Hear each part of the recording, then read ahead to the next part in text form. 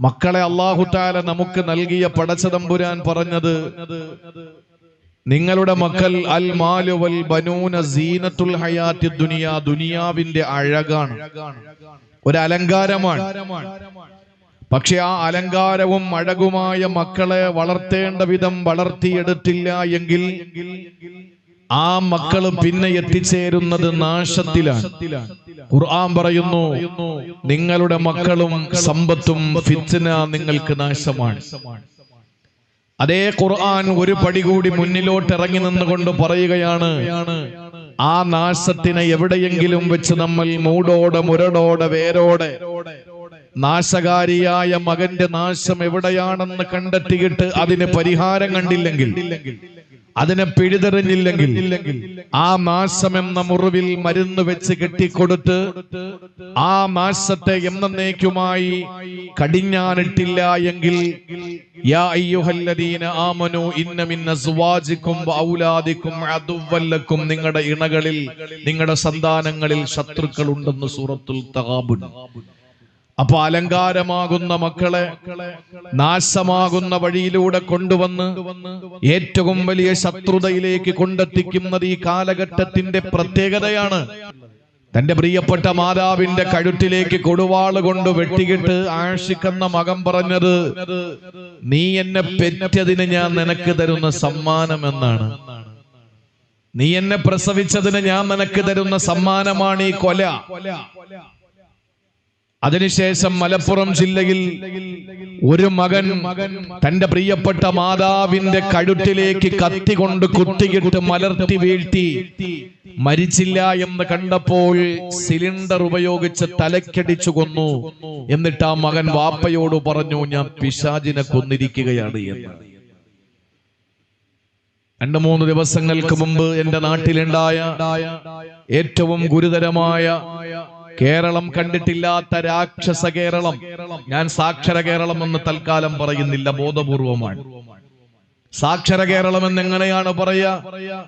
സാക്ഷര കേരളം എന്ന് പറയുന്നത് വിദ്യാഭ്യാസത്തിന്റെ അതിപ്രസരത്തിലേക്ക് സമൂഹം തന്റെ പേരിനോടൊപ്പം ഇംഗ്ലീഷ് അക്ഷരങ്ങളെ അകമ്പടി സേവിച്ച് ബിരുദക്കൂട്ടങ്ങളുമായി കഴിയുന്ന ഇവിടത്തെ കുറെ സാമ്പ്രദായികമായ വിദ്യാഭ്യാസത്തിന്റെ പരമോന്നതിയിലെത്താൻ വേണ്ടി വെമ്പൽ കൊള്ളുന്ന സമൂഹം.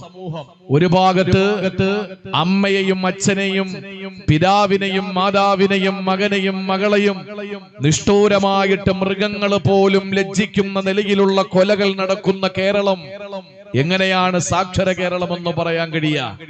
വിവരമുള്ളവർക്ക് ചെയ്യാൻ പറ്റുന്ന കാര്യമാണോ? രാക്ഷസ കേരളമായി മാറിക്കൊണ്ടിരിക്കുകയല്ലേ? അങ്ങനെ കേരളത്തിന്റെ ഇന്നത്തെ വർത്തമാനകാല സാഹചര്യങ്ങൾ വളരെ മോശമായി കൊണ്ടിരിക്കുമ്പോൾ എന്റെ പ്രിയപ്പെട്ട സഹോദരങ്ങളെ, ഏറ്റവും വലിയ ശത്രുവാരം എന്ന് ചോദിച്ചാൽ ജന്മം നൽകിയ 9 മാസം 10 ദിവസം തന്റെ വയറ്റിൽ ചുമന്നിട്ട് മരണസമാനമായ വേദന സഹിച്ചുകൊണ്ട് പ്രസവിച്ച തന്റെ പ്രിയപ്പെട്ട അമ്മ, അതാണ് ഏറ്റവും വലിയ ശത്രു എന്ന് മക്കൾ വിളിച്ചു പറയുന്ന കാലം. ഏറ്റവും വലിയ ശത്രു കൂടപ്പറപ്പുകളാണ് എന്ന് തിരിച്ചറിയുന്ന കാലം. എന്റെ പ്രിയപ്പെട്ട സഹോദരങ്ങളെ, വളരെ വളരെ ഗൗരവത്തോടു കൂടിയിട്ട് ഞാൻ പറയുകയാണ്, നമ്മുടെ പ്രിയപ്പെട്ട മക്കൾ വളരെ ഗുരുതരമായ വഴിയിലൂടെ സഞ്ചരിച്ചു കൊണ്ടിരിക്കുകയാണ്. നമ്മുടെ മക്കൾ നമ്മുടെ ശത്രുവോ നാശമോ ഒക്കെ ആയി മാറിക്കൊണ്ടിരിക്കുമ്പോൾ പരിശുദ്ധമായ ഖുർആൻ മറ്റൊരിടത്ത് പറഞ്ഞ ആ ഒരു തലത്തിലേക്ക് നമ്മുടെ മക്കളെ കൊണ്ടുവരാനാണ് ഇതുപോലുള്ള മദ്രസ സംവിധാനങ്ങൾ ഇവിടെ പിറവിയെടുത്തിട്ടുള്ളത്. ആ മദ്രസകളിൽ എന്താണ് പഠിപ്പിക്കുന്നത് എന്ന് കേരളത്തിന്റെ പൊതുബോധം, കേരളത്തിന്റെ പൊതുസമൂഹം, പൊതു പ്ലാറ്റ്ഫോം ഇന്നും കാതോർത്തിരിക്കുകയാണ്. എന്താണ് മദ്രസ ഈ കേരളത്തിൽ സമ്മാനിച്ചത്? ഇന്ത്യയിൽ ഈ പരിശുദ്ധമായ മദ്രസകൾ സമ്മാനിച്ചത് എന്താണ് എന്ന് ചോദിച്ചാൽ, ബഹുമാനപ്പെട്ട APJ അബ്ദുൽ കലാം എന്ന, അബുൽ ബക്കീർ ജൈനുൽ ആബിദീൻ അബ്ദുൽ കലാം എന്ന തുമ്പയിലൂടെ സൈക്കിൾ ചവിട്ടി നടന്ന ഒരു അണ്ണാച്ചി പയ്യനായി വളർന്ന് അവസാനം രാജ്യം കണ്ട ഏറ്റവും വലിയ പ്രമുഖ വ്യക്തിത്വമായി മാറി, ഈ രാജ്യത്തിന്റെ പ്രധാനപ്പെട്ട പൗരനായി മാറി, രാഷ്ട്രപതിയായി മാറിയ അബുൽ ബക്കീർ ജൈനുൽ ആബിദീൻ അബ്ദുൽ കലാം എന്ന APJ അബ്ദുൽ കലാം എന്ന തമിഴ്നാട്ടിലെ രാമേശ്വരത്തുകാരനെ ഈ രാജ്യത്തിന് സമ്മാനിച്ചത് മദ്രസയായിരുന്നു. അത് പൊതുമേഖലകളിൽ, പൊതുധാരകളിൽ, പൊതു പ്ലാറ്റ്ഫോമുകളിൽ ചർച്ച ചെയ്യപ്പെടുന്നില്ല എന്നുള്ളതാണ്. എന്താണ് പൊതു മേഖലകളിൽ അല്ലെങ്കിൽ പൊതു ചാനൽ ചർച്ചകളിലൊക്കെ ചർച്ച ചെയ്യപ്പെടുക? ഇവിടെ എന്തൊക്കെയോ വർഗീയതകൾ വളർത്തുന്നു എന്നാണ് മദ്രസകളെ പറ്റി പറയുന്നത്. അതെ, ഈ ദാറുസ്സലാം മദ്രസയുടെ ഉദ്ഘാടനം നിർവഹിക്കപ്പെട്ട ഈ സുന്ദരമായ മുഹൂർത്തത്തിന് സാക്ഷ്യപ്പെടുത്തി ഞാൻ പറയുകയാണ്, ഓരോ വിദ്യാർത്ഥികളും കിഴക്കൻ ചക്രവാളത്തിൽ അരുണകിരണങ്ങൾ പ്രകടമാകുമ്പോൾ അവരുടെ കയ്യിൽ ആയുധമേന്തിയാണ് അവർ മദ്രസയിലേക്ക് പോകുന്നത്. ശരിയാണ്, ഞങ്ങൾ നിഷേധിക്കുന്നില്ല. ആ ആയുധം നിങ്ങൾ പറയുന്ന ആയുധങ്ങളല്ല. ആ ആയുധമാണ് പരിശുദ്ധമായ ഖുർആൻ.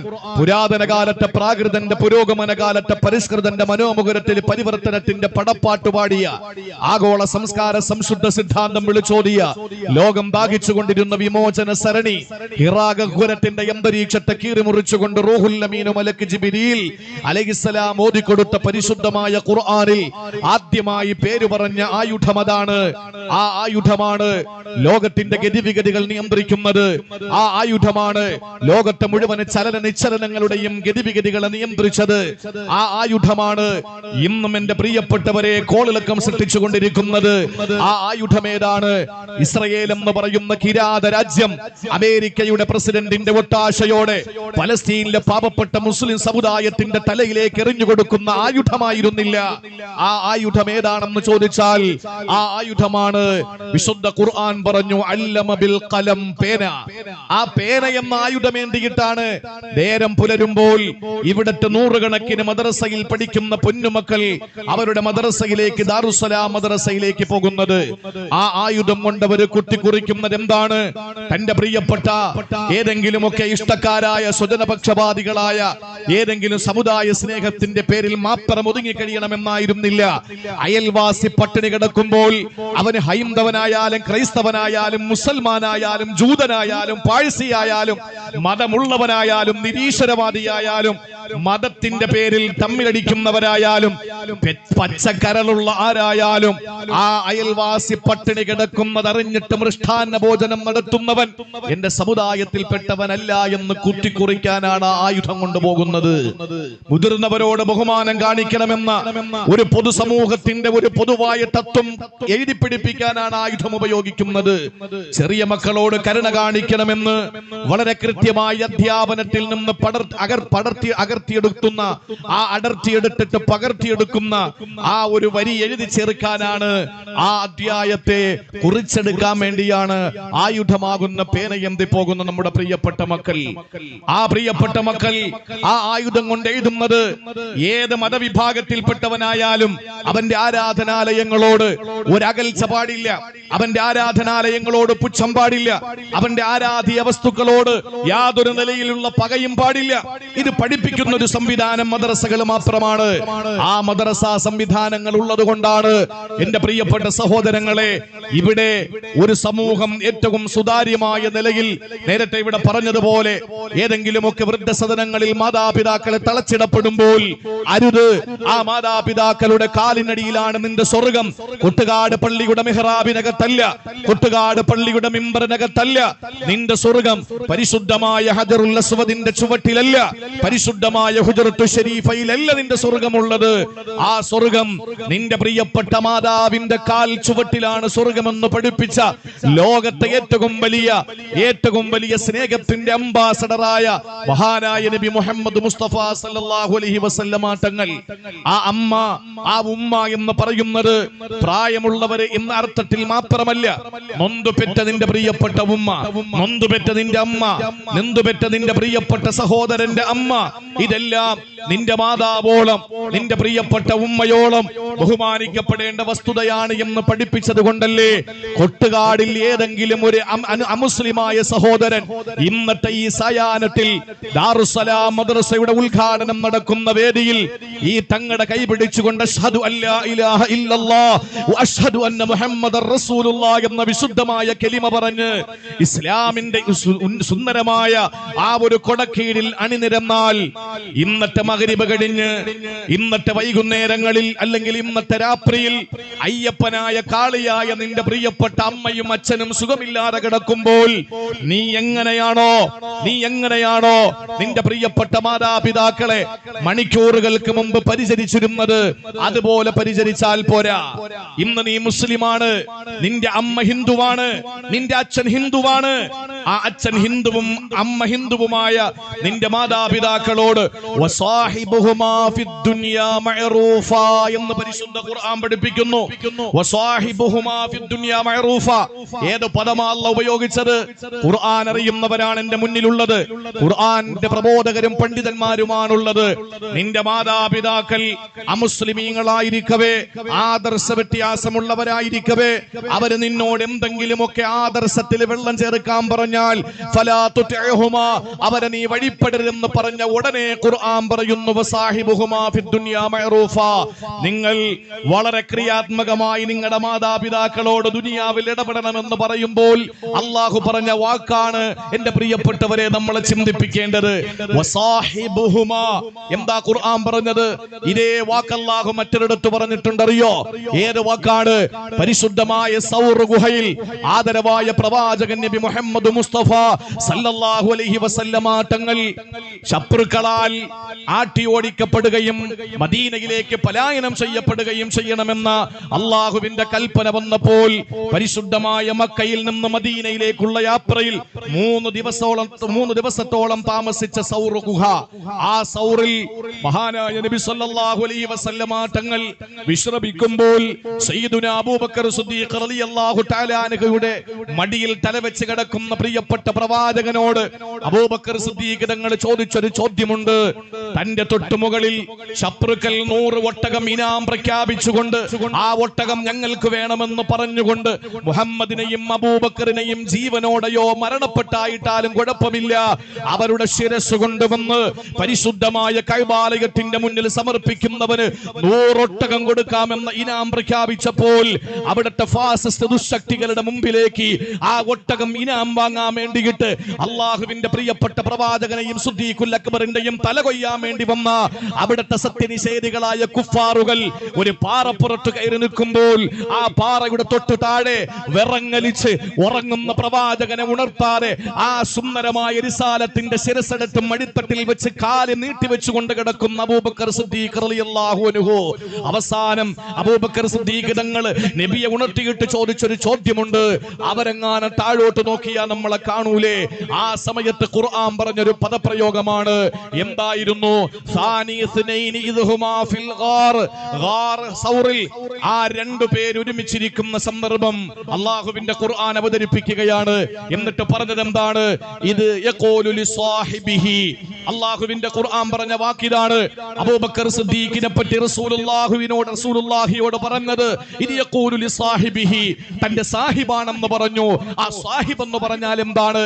എല്ലാം മറന്നിട്ട് എത്രത്തോളം ത്യാഗം ചെയ്യാൻ കഴിയുമോ, എത്രത്തോളം നിങ്ങൾക്ക് അർപ്പണം നടത്താൻ കഴിയുമോ, എത്രത്തോളം നിങ്ങൾക്ക് അവർക്ക് സേവനം ചെയ്തു കൊടുക്കാൻ കഴിയോ, ആ നിലയിൽ ജീവൻ അർപ്പിച്ചുകൊണ്ട് ജീവൻ പണയപ്പെടുത്തിയിട്ട് തന്നോടൊപ്പം തോളോട് തോള് ചേർന്ന് നിൽക്കുന്ന എല്ലാ സന്തോഷ സന്താപ സമ്മിശ്രമായ ജീവിതത്തിന്റെ വഴിത്താരകളിൽ തന്നോടൊപ്പം സഞ്ചരിക്കുന്ന സിദ്ദീഖിനെ പറ്റി പറഞ്ഞ വാക്കാണ് സാഹിബെങ്കിൽ അതേ വാക്കല്ലേ ഇസ്ലാമിലേക്ക് കടന്നു വന്ന കൊട്ടുകാട്ടുള്ള ഒരാള് 2025 ഫെബ്രുവരി മാസത്തിലെ 27ാമത്തെ ദിവസത്തിലെ ഈ രാത്രിയോടടുക്കുന്ന സമയത്ത് ഇസ്ലാമിലേക്ക് കടന്നു വന്നുകൊണ്ട് അടുത്ത മണിക്കൂർ 1-2 കഴിയുമ്പോൾ തന്റെ അമ്മയും അച്ഛനും സുഖമില്ലാത്ത അവസ്ഥ വന്നാൽ ഇടപെടേണ്ട രീതി പഠിപ്പിച്ചത് ഗാർ സൗറിൽ വെച്ച് സിദ്ദീഖുൽ അക്ബറിനെ ഉപമിച്ച അതേ വാക്കുകൊണ്ടാണ് ഖുർആൻ പറഞ്ഞത് വസാഹിബുഹുമാ ഫിദ്ദുനിയാ മഅറൂഫ. നിങ്ങൾ ജീവൻ പണയം വെച്ചായാലും നിങ്ങളുടെ മാതാപിതാക്കളെ സംരക്ഷിക്കണമെന്ന്. അപ്പോ മുസ്ലിമായ ഉമ്മയെയും മുസ്ലിമായ വാപ്പയെയും നോക്കണമെന്നല്ലല്ലോ ഖുർആൻ പറഞ്ഞത്. നിങ്ങളുടെ അമുസ്ലിമായ അച്ഛനെയും അയ്യപ്പനെയും കാളിയെയും നിങ്ങൾ നോക്കണമെന്ന് പഠിപ്പിച്ചു പരിശുദ്ധ ഖുർആൻ.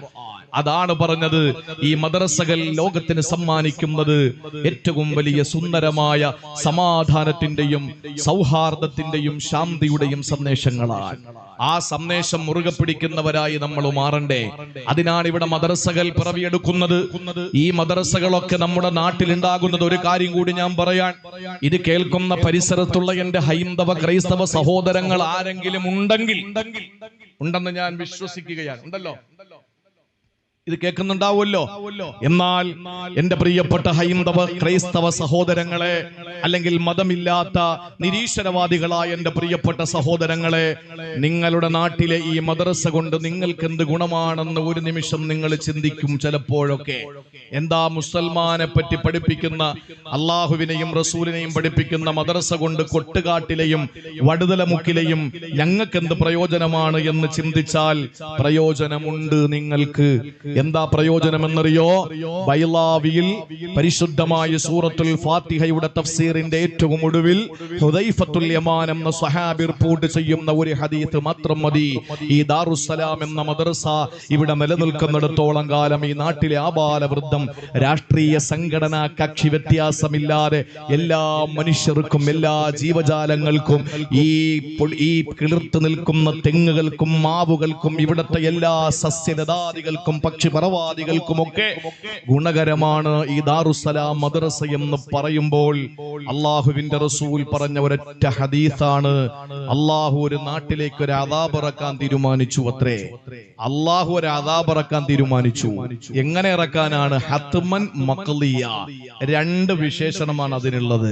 ഹത്മൻ എന്ന് പറഞ്ഞാൽ നിസ്സംശയം അള്ളാഹു ഇറക്കുന്ന പരീക്ഷണം ഇനി ഒരു അപ്പീല് പോകുന്ന കേസില്ല, ഒരിക്കലും അത് നടക്കാതിരിക്കില്ല, അത് ഉറപ്പായിട്ട് ആ ശിക്ഷ ഇറങ്ങും. മഖ്ലിയ അത് വിധി പുറപ്പെടുവിച്ചതാണ് അല്ലാഹു തആല.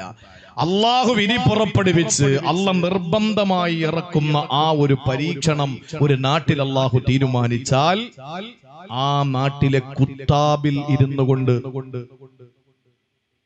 എന്ന് പറഞ്ഞാൽ മദ്രസ, ആ നാട്ടിലെ മദ്രസയിൽ ഇരുന്നു കൊണ്ടൊരു വിദ്യാർത്ഥി ഓതുകയാണ് അൽഹംദുലില്ലാഹി റബ്ബിൽ ആലമീൻ.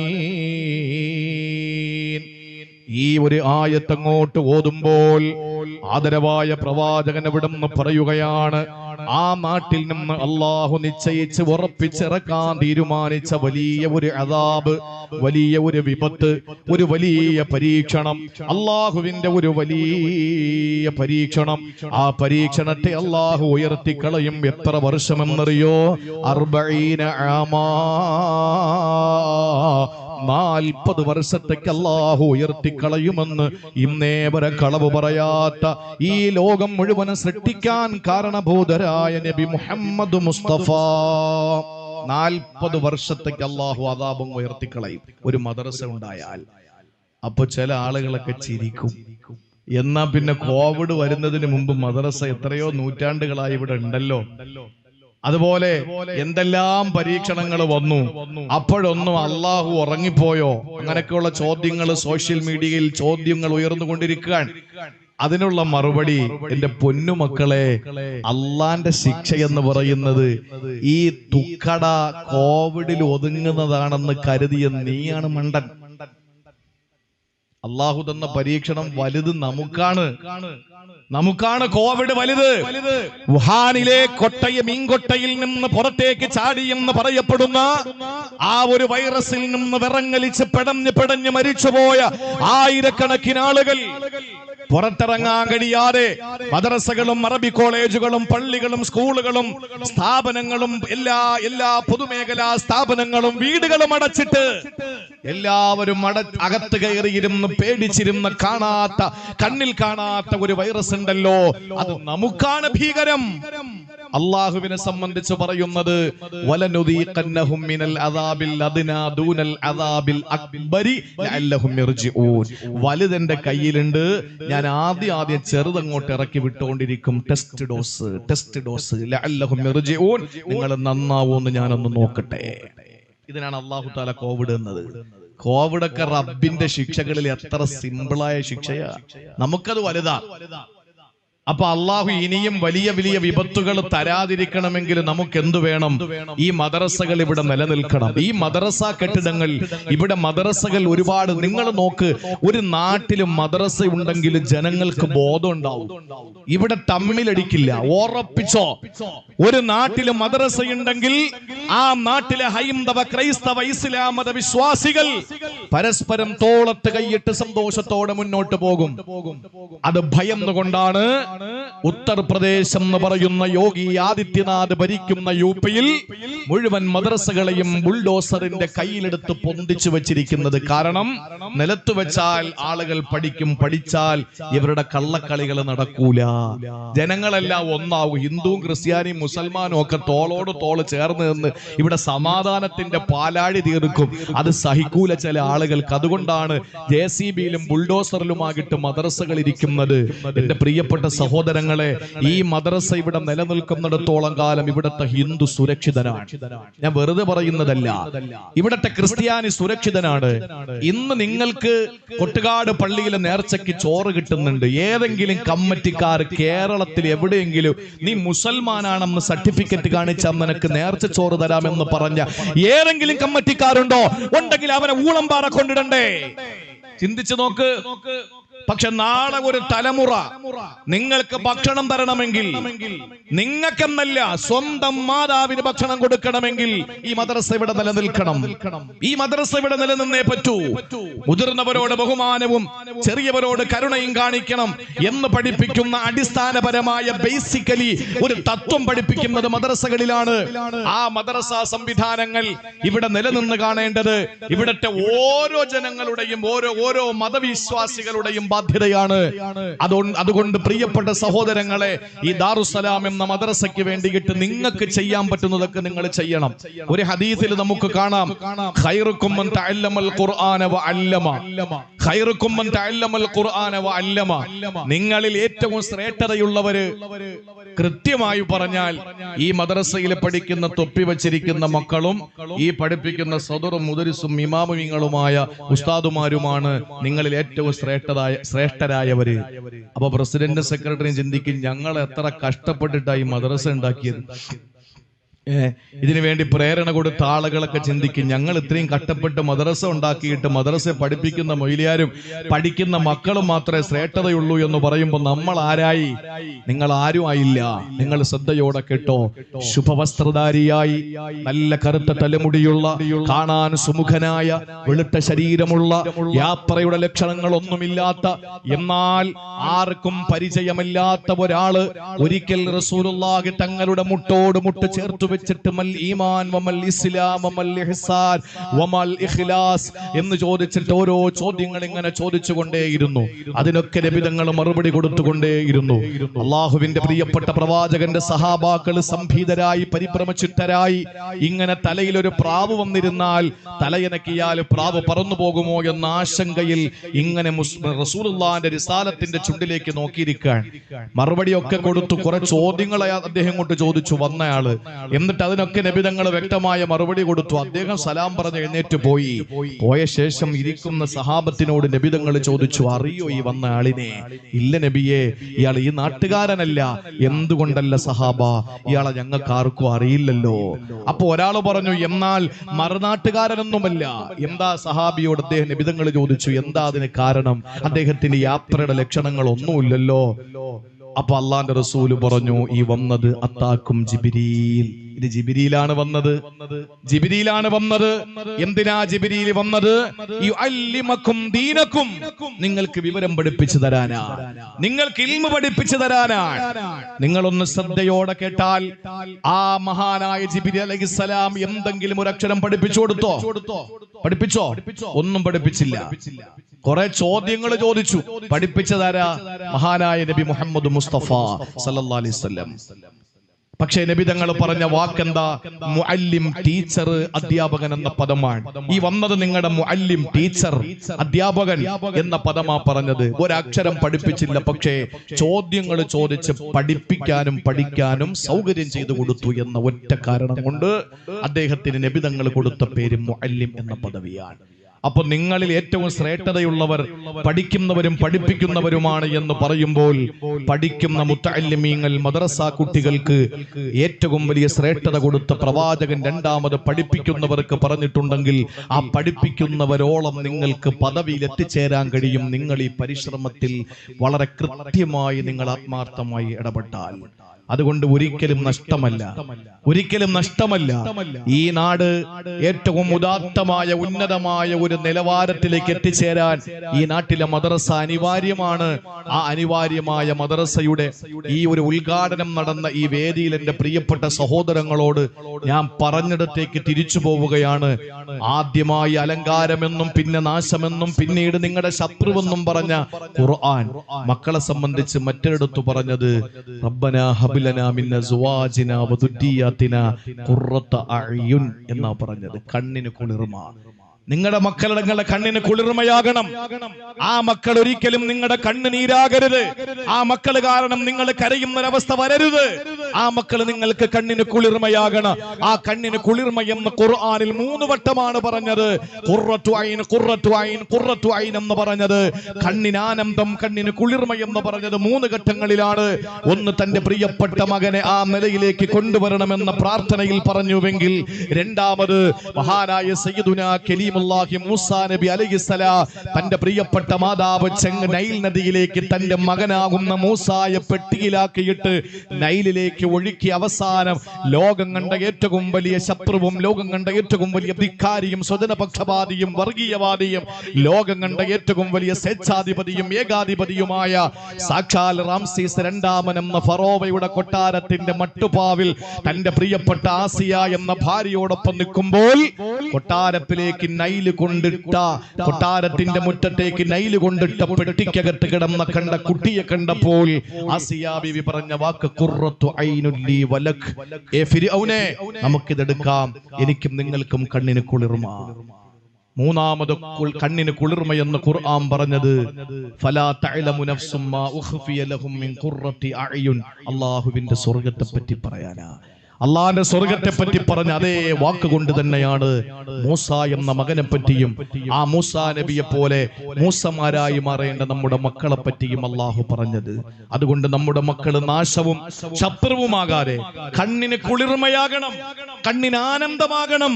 ആ മക്കളുടെ ഓരോ പ്രവർത്തനങ്ങൾ നമ്മെ അഭിമാന പുളകിതരാക്കണം. അതിന് നമ്മുടെ മക്കളെ മദ്രസയിൽ വിട്ടാൽ മാത്രമേ കഴിയൂ. ഇവിടെ സെക്രട്ടറി പ്രസിഡന്റും വീണ്ടും വീണ്ടും വീണ്ടും ആവർത്തിച്ചു പറഞ്ഞത് നമ്മുടെ മക്കളെ മദ്രസയിൽ ചേർക്കണമെന്നാണ്. അധ്യയന വർഷങ്ങളിലെ സെൻസസ് എടുത്തു നോക്കിയാൽ കുട്ടികൾ KG-യിൽ കുറവാണ്. എന്തേ നാട്ടിലെ പെണ്ണുങ്ങൾ പ്രസവിക്കാത്തത് കൊണ്ടാണോ? അല്ല, മറിച്ച് അവർക്ക് മതവിദ്യാഭ്യാസത്തോട് വിമുഖതയാണ്. അങ്ങനെ വിമുഖത കാട്ടി കാട്ടി ഇപ്പൊ എവിടെ എത്തി എന്ന് ചോദിച്ചാൽ വീട്ടിൽ കിടന്നുറങ്ങാൻ പറ്റുന്നില്ല. ഒരു ഉമ്മ ഒരു ഇന്റർവ്യൂവിൽ പറഞ്ഞത്, എന്റെ മകൻ രാത്രി വീട്ടിലേക്ക് വരുന്നു എന്നറിയുമ്പോൾ എനിക്ക് വല്ലാത്ത വിറയലാണ്. എന്റെ മകൻ എന്റെ വീട്ടിൽ വരുന്നു എന്ന് പറയുമ്പോൾ എനിക്ക് വിറയലാണ്. സാധാരണ മക്കൾ രാത്രി വീട്ടിൽ വരുമ്പോഴൊരു ഉമ്മയ്ക്ക് ആശ്വാസമല്ലേ, ആ ഉമ്മയ്ക്ക് ആനന്ദമല്ലേ? പക്ഷേ ആ പ്രിയപ്പെട്ട മകനെ കയറി വരുന്നു എന്ന് കാണുമ്പോൾ എനിക്ക് എന്റെ കാല് വിറയ്ക്കാൻ തുടങ്ങും. എന്റെ മകൻ പലപ്പോഴും ഞാൻ ഉമ്മയാണെന്ന് പോലെ തിരിച്ചറിവില്ലാത്ത എന്റെ മകൻ കഞ്ചാവിനും ലഹരിക്കും അടിമയായിട്ട് എന്നെ കടന്നു പിടിക്കാൻ ശ്രമിച്ചിട്ടുണ്ട് എന്ന് ഒരു ഉമ്മ വേദനയോടെ ദൃശ്യശ്രാവ്യ മാധ്യമങ്ങളിൽ പൊതു പ്ലാറ്റ്ഫോമിൽ വിവരിക്കുമ്പോൾ എന്റെ പ്രിയപ്പെട്ട സഹോദരങ്ങളെ, അങ്ങനെ ഒരു തലമുറയായി കൊട്ടുകാട്ടിലുള്ള മക്കൾ മാറണോ? അതല്ല, കണ്ണിന് ആനന്ദമായി, കണ്ണിന് കുളിർമയായി. ഏതുപോലെ സക്കരിയാ നബിക്ക് മക്കളില്ല, സക്കരിയാ നബിക്ക് മക്കളില്ലാതിരിക്കുമ്പോഴും ബൈത്തുൽ മുഖദ്ദസിന്റെ മുദരിസും ഇമാമുമായി അവരോധിക്കപ്പെട്ട് കഴിയുമ്പോൾ തനിക്ക് വേണ്ടി അല്ലാഹു തആല കൊടുത്തുവിട്ട ഒരു പൊന്നുമോളെ പഠിപ്പിക്കാനുള്ള ഭാഗ്യം കിട്ടി.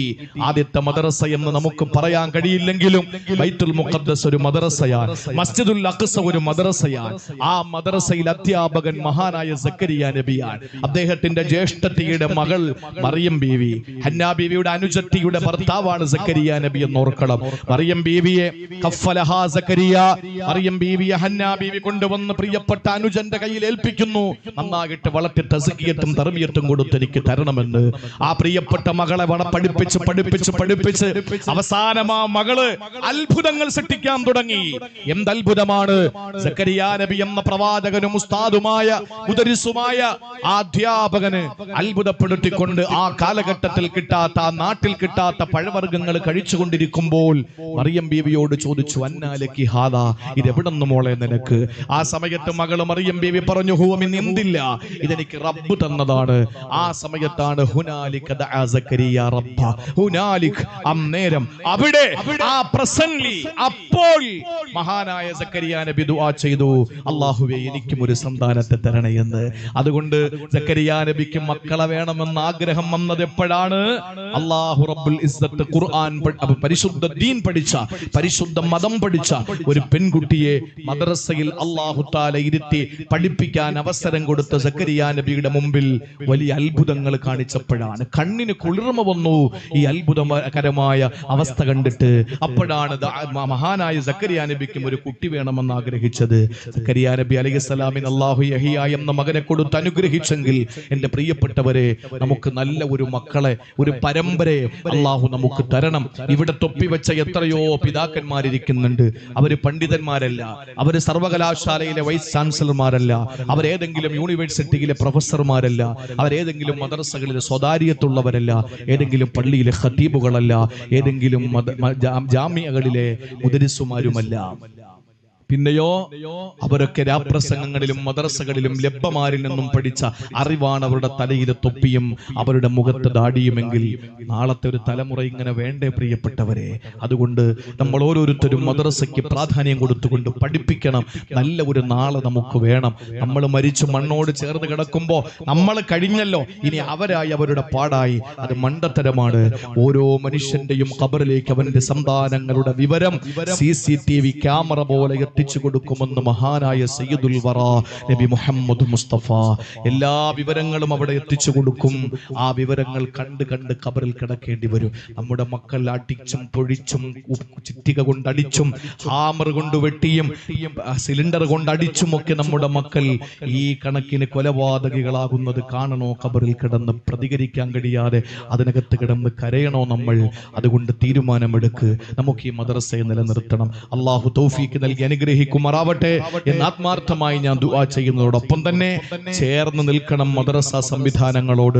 നമ്മുടെ മക്കളെയൊക്കെ മദ്രസകളിൽ വിട്ട് നന്നായിട്ട് പഠിപ്പിക്കണം എന്ന ഒരു ഏറ്റവും വലിയ സന്ദേശം ഈ മദ്രസ ഉദ്ഘാടനത്തിൽ